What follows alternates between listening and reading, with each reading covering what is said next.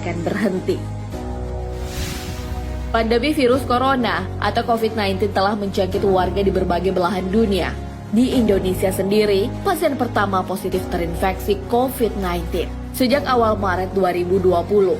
Hingga kini, virus jenis baru tersebut sudah menjangkit 10.843 warga Indonesia per 3 Mei 2020. Setelah kasus pertama, kemudian mulai merebak ke berbagai provinsi lainnya. Pemerintah kemudian menerapkan pembatasan sosial. Selama COVID-19 mewabah, masyarakat mengurangi aktivitas di luar rumah demi memutus rantai penyebaran virus. 2 bulan berlalu, banyak dari kita tentu bertanya-tanya tentang kapan wabah ini berakhir.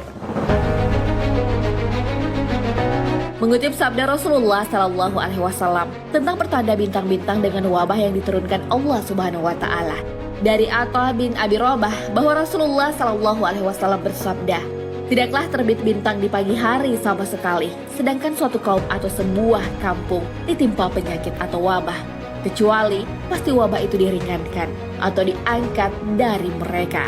Hadis riwayat Ibnu Taman. Hal senada yang diriwayatkan Imam Tabrani dalam Mu'jam Awsat. Tidaklah terbit bintang di pagi hari sama sekali, sedangkan suatu kaum ditimpa penyakit atau wabah, kecuali pasti wabah itu diangkat dari mereka.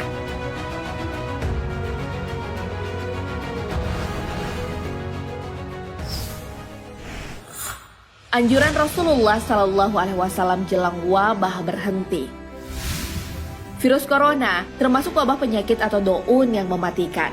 Virus tersebut pertama kali ditemukan di Wuhan, China. Kemudian dengan cepat menyebar ke negara lainnya.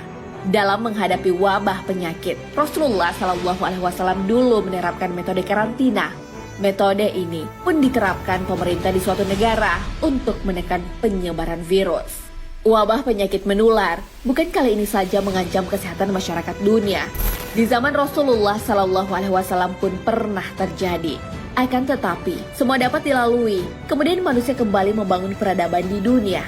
Selain metode karantina dan lockdown sesuai anjuran Nabi Shallallahu Alaihi Wasallam, beliau juga menganjurkan hal penting jelang wabah berhenti.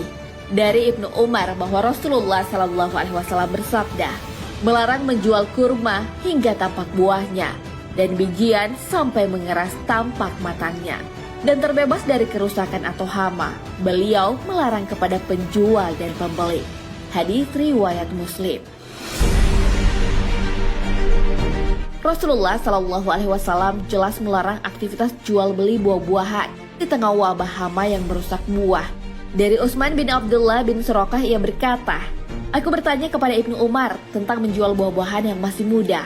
Ibnu Umar lalu menjawab, Rasulullah Shallallahu Alaihi Wasallam melarang menjual buah-buahan hingga penyakitnya hilang. Aku tanyakan, kapan itu? Ia menjawab, hingga terbit sekumpulan bintang-bintang. Hadis riwayat Ahmad.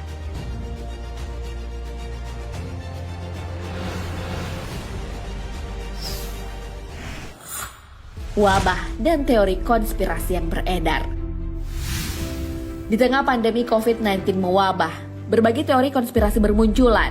Banyak yang beranggapan virus ini sengaja diciptakan untuk mengatur populasi manusia di dunia, atau anggapan bahwa virus ini diciptakan untuk kepentingan elit global.